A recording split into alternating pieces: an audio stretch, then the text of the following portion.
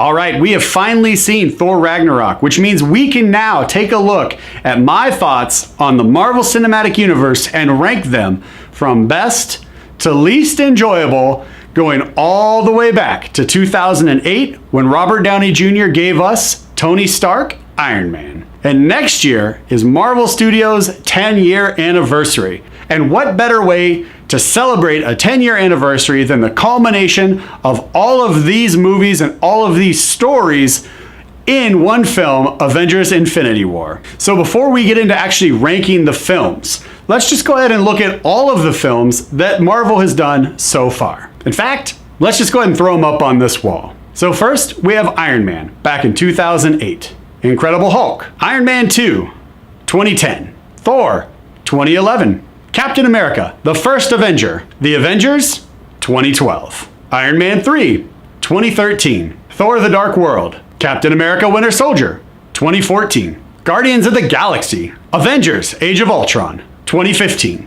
Ant-Man, Captain America Civil War, 2016. Doctor Strange, Guardians of the Galaxy Volume 2, 2017. Spider-Man Homecoming, Thor Ragnarok. All right, let's take a look at all of these films on this wall. That's a lot of movies. Let's go ahead and rank them. Clear that wall. Here we go. Coming in dead last at number 17, the least enjoyable film in the Marvel Cinematic Universe for this guy is Thor the Dark World. I'm not sure that Marvel knew what they wanted to achieve when they made this film, because there's weird comedy in it, the villain is wasted, and it's almost like you just go through the movie and then the movie's over. There's no real build or anything like that. And for that reason, it's number 17, dead last. Coming in at number 16, Iron Man 3. I know that there's a lot of people that really enjoyed this movie, and they actually enjoy it more than Iron Man 2. But for me personally, I was very disappointed in Iron Man 3. Because I thought I was getting the Mandarin, and that big switch to me was not like a, oh my goodness, what a reveal. It was, what am I watching? Who's the villain then? And then when you find out that it's AIM, but it's not AIM, but it's AIM, it just didn't make sense to me. Also, this film shouldn't have been called Iron Man 3.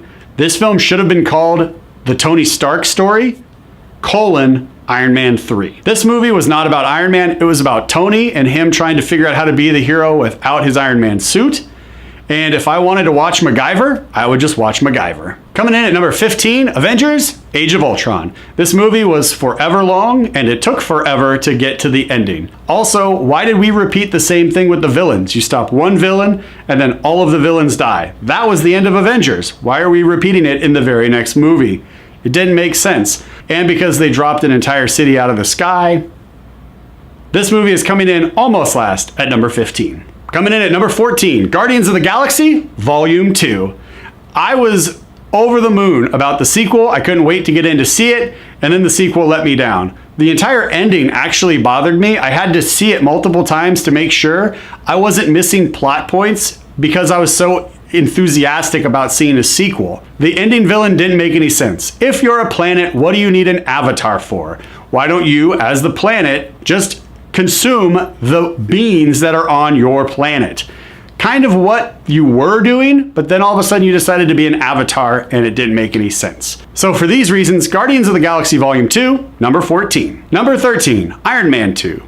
I know a lot of people had problems with Iron Man 2. I thought it was actually an enjoyable movie. It does get a little cheesy and campy, especially with Whiplash, but overall, I enjoyed what Mickey Rourke brought. I also enjoyed what Sam Rockwell brought. He was a very different version. He was much younger. He was more in the mix. He wasn't the older man from the comics, but Sam Rockwell is always great in every performance he gives, and I thought as Justin Hammer, he did a good job. But the movie does get a little cheesy by the end, but they did give us a little bit of a demon in a bottle storyline from the comics, which I did enjoy that little nod. So for me, Iron Man 2 wasn't a complete waste, but it definitely wasn't good enough to make the top 10. Iron Man 2, coming in at number 13. Coming in at number 12, Captain America, the first Avenger. Now this was like some brand new technology if memory serves, because they were actually taking a face and putting it on another body to make Steve look smaller, and then he got all buffed out once he became Captain America.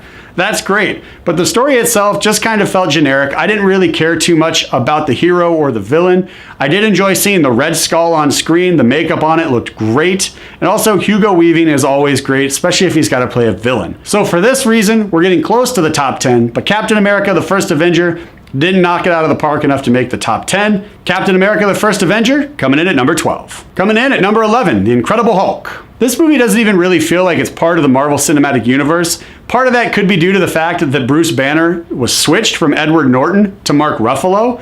And while both of them did give great performances, and Mark Ruffalo continues to give great performances, this film kind of stands apart and feels like the odd man out of the entire franchise. However, the story in it and the way they delivered it was more enjoyable than everything that's below it in this list. And for that reason, The Incredible Hulk is coming in at number 11. All right, let's go ahead and get into the films that I think are the top 10 in the Marvel Cinematic Universe. Starting with number 10, Spider-Man Homecoming. Spider-Man Homecoming's big issue for me was just the timeline, because it jumps around because we're not quite sure, because it's happening with Captain America Civil War, but it's not. There's stuff that happens before, there's stuff that happens after. It was kind of choppy in how they told the story as far as the timeline was concerned. But overall, I thought that this was a great version of Peter Parker and Spider-Man combined, because my biggest gripe with the other two Spider-Man films was that we either got a great Peter or we got a great Spider-Man, but they didn't really mesh. They didn't give us both characters. And I feel like this version is a great mixture of both Peter Parker and Spider-Man. This film really explored the heart of a hero, and for that, Spider-Man Homecoming made the top 10 at number 10. Coming in at number 9, you just heard the review for it. That's right, Thor Ragnarok. Now this film was a great fun time at the theater. The story is very fast paced, and we get to cover a lot of ground that we missed because they didn't really explore where Thor has been in any of the other movies for the Marvel Cinematic Universe. Thor Ragnarok does a great job of catching us up, and it also course corrects one major plot point with regard to the Infinity Gauntlet that Thanos has in an after-credits sequence. Now, while I was only able to give this film one high five because some of the crude humor in it does lean itself more towards an adult audience, or at least an older teenage audience, it's still going to make the top 10 because overall, across the board, I had a great time in the theater with this film. Even though some things in it did fall a little bit flat for me, overall, I really enjoyed it. And for that reason, Thor Ragnarok made the top 10 at number 9. Coming in at number 8, Guardians of the Galaxy, Volume 1. This film was such a surprise for me. I did not expect Star Wars meets Indiana Jones. This was a great treasure hunting in space, meets pirates, meets gamblers and gangsters and everything else. It showed us some of the worst that's out there in space that the Guardians have to deal with. And they did a great job telling this story. So for that reason, it did make the number 10, and Guardians of the Galaxy Volume 1 is coming in at number 8. Coming in at number 7, Ant-Man. When you say that Paul Rudd and Michael Douglas are going to be going toe-to-toe with each other as both versions of Ant-Man, you had my interest immediately. Then you add a cast with Michael Pena and also Corey Stoll, and you have just a phenomenal setup. I had so much fun in Ant-Man. This was just a great heist movie with a lot of really cool special effects. This blew Honey, I Shrunk the Kids out of the water, but other than that, it told a great story about fathers who care for their children. And we see that in both Michael Douglas's performance and Paul Rudd's performance in this movie. And because it had so much heart, so much humor, and also it had great special effects for a heist movie, this made the top 10, and it's coming in at number 7, Ant-Man. Coming in at number 6, Captain America, Civil War.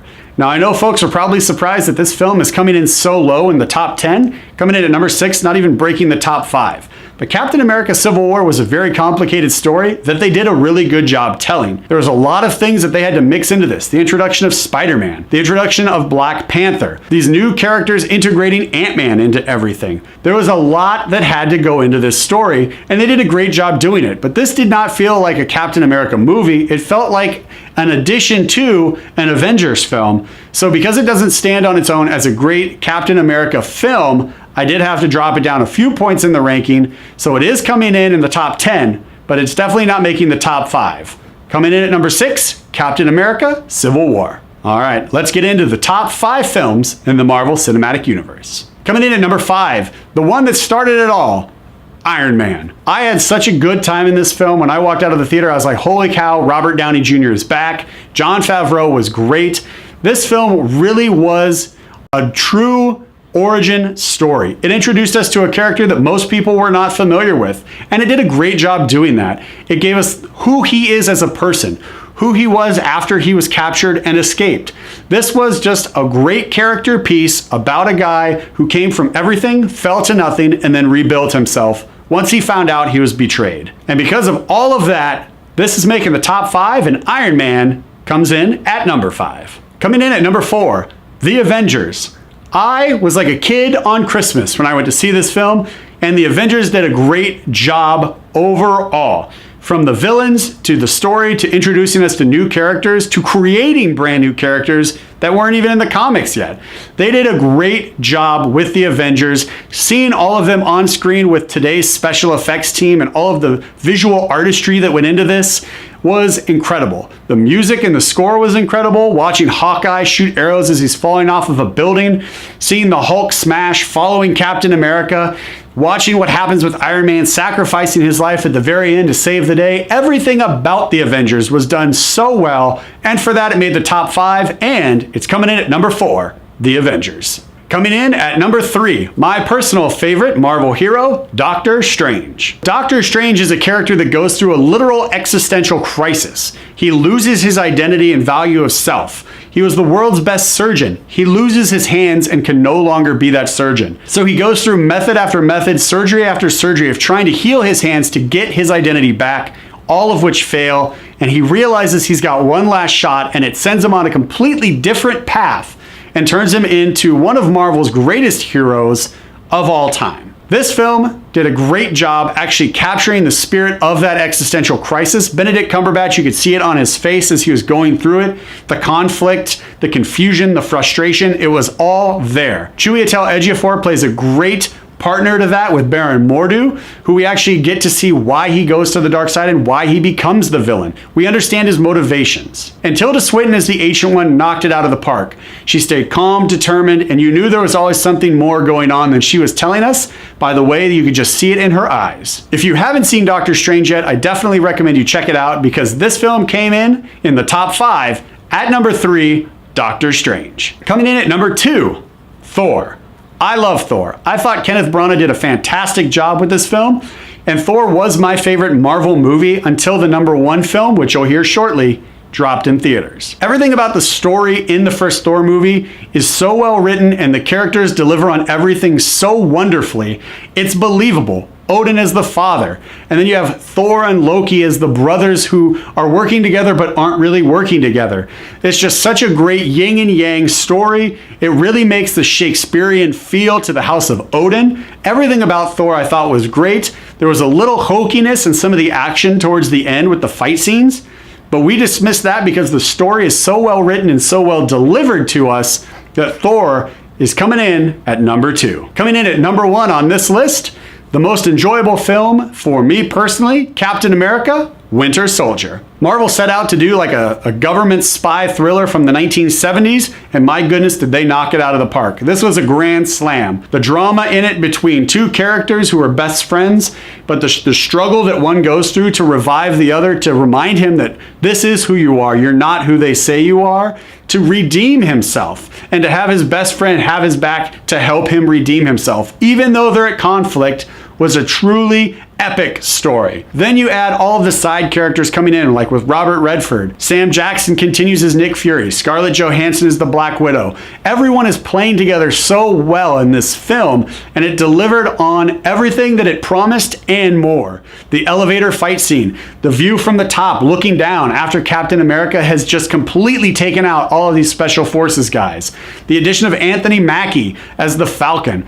Everything about this was just so good from start to finish. The story, the characters, and the tension that builds from beginning to end. All right, everybody, that is my breakdown of the Marvel Cinematic Universe from number 17 all the way to number 1. Let's go ahead and throw up a quick page so we can see that countdown one more time. Coming in at number 17, Thor: The Dark World. Then Iron Man 3, Avengers Age of Ultron, Guardians of the Galaxy Volume 2, Iron Man 2, Captain America the First Avenger, The Incredible Hulk, Spider-Man Homecoming, Thor Ragnarok, Guardians of the Galaxy, Ant-Man, Captain America Civil War, Iron Man, The Avengers, Doctor Strange, Thor, Captain America, the Winter Soldier. All right, and we don't have to stop there. We've got even more movies coming down the pipe that Marvel has already announced. So the wall's cleared. Let's go ahead and take a look at who's coming out next year in 2018. 2018 starts with Black Panther. Now, if you haven't seen this trailer, I definitely recommend you check it out. I will throw a link for it in the show notes below. After that, Avengers Infinity War, the culmination of 10 years of storytelling on the big screen, is happening next year at Avengers Infinity War. Ant-Man and the Wasp will conclude 2018, and it's dropping right after Avengers Infinity War. Is Avengers Infinity War going to have an impact on Ant-Man and the Wasp? We don't know, but as more news drops, stay tuned to this channel because we're going to be talking about it. 2019, we also have 3 more movies. Captain Marvel, which has been said to take place in the 1990s, which will be before even the first Iron Man film happened. The Untitled Avengers movie. There was going to be a 2-parter, Avengers Infinity War Part 1 and 2, and they've changed it, but they haven't told us what Part 2 is going to be called yet. But we have something to look forward to with that Avengers movie. Finally, in 2019, Marvel and Sony are going to be releasing the sequel to Spider-Man Homecoming. We're still waiting on that title. Again, stay tuned to this channel because we're going to be talking about it when that news drops. And then in 2020, James Gunn is back to bring us Guardians of the Galaxy Volume 3. All right, everybody, that concludes the Marvel Cinematic Universe breakdown. If you agree, if you disagree, that's what the comments section for. Throw your thoughts down there, or better yet, throw your ranking for the top 17, the top 5, the top 10, whatever you feel. But let us know in the comments section and we can keep that conversation going all week long. Thanks so much, everybody. We'll see you next Monday with a brand new episode of Brunansky's Vlog.